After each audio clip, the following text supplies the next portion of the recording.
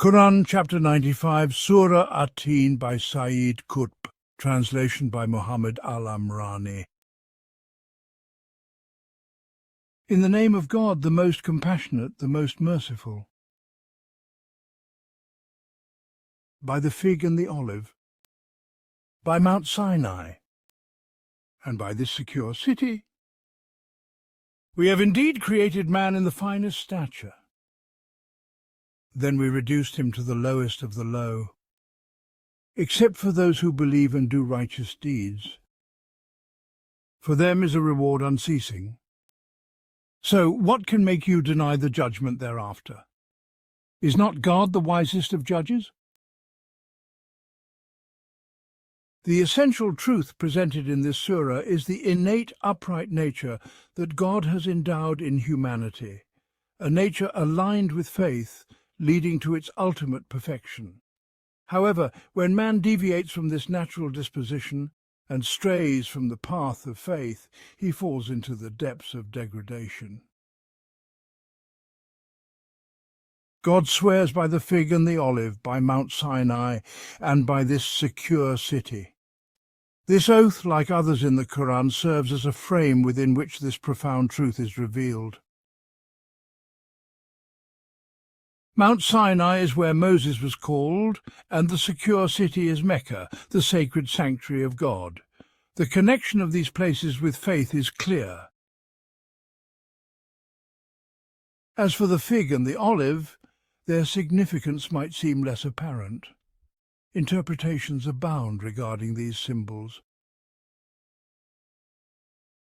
Some say the fig represents the mountains near Damascus, others suggest it alludes to the fig tree from which Adam and Eve clothed themselves in paradise, or the mountain where Noah's ark rested. The olive, too, has been interpreted as a reference to Mount Zion, or even the olive branch brought back by the dove after the flood.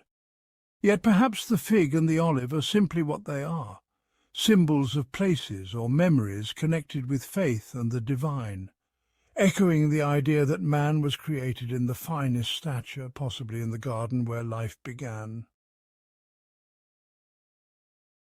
The core message of this surah is this: we have created man in the finest stature, then reduced him to the lowest of the low, except for those who believe and do righteous deeds. For them is a reward unceasing. This verse highlights God's care in creating man in the best form. God has perfected everything he created, and the emphasis on man's physical, intellectual, and spiritual excellence reflects this special attention. Despite man's weaknesses and deviations, his significance in the divine plan is evident in his intricate physical form, unique intellect, and extraordinary spirit.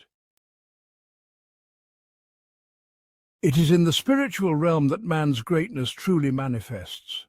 He is capable of rising to heights that surpass even the closest angels, as illustrated in the story of the Ascension, where Gabriel stopped at a point, but Muhammad the human ascended further to the highest station. Conversely, when man falls, he plunges to depths no other creature can reach. Here, animals surpass him in their steadfastness to their innate nature, praising their Creator and fulfilling their purpose, while man, created in the finest stature, denies his sustainer and descends with his desires to a depth that even animals do not reach. Man was created in the finest stature with a pure disposition, yet when he strays from this path he falls to the lowest depths. However, those who believe and do righteous deeds maintain their pure nature and elevate it with faith and good works. They reach their destined perfection in the eternal life of paradise, where their reward is unending. Those who abandon their nature and plunge into degradation continue to descend until they reach the lowest depths in hell. There, their humanity is extinguished, and they become solely creatures of base desires. These two outcomes are the natural consequences of the starting point, either steadfastness upon the pure nature, coupled with faith and righteous deeds, leading to ultimate perfection in the life of bliss, or deviation from the pure nature, leading to ultimate degradation in the life of torment. Thus the value of faith in human life becomes evident. It is the path by which the pure nature reaches its ultimate perfection, the rope that connects the nature to its creator, the light that guides it on its journey to eternal life among the honored. When this rope is severed and this light extinguished, the inevitable result is descent into the lowest depths, where humanity is entirely lost, and man becomes fuel for the fire alongside stones. In light of this truth, man is addressed. So, what can make you deny the judgment thereafter? Is not God the wisest of judges? Is not God the most just when he judges humanity in this way?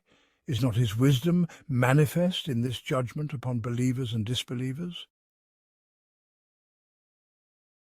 Indeed, justice is clear and wisdom shines forth. Therefore it is narrated from Abu Hurairah, when one of you recites by the fig and the olive and reaches the end, is not God the wisest of judges? He should say, yes, and I am among those who bear witness to that.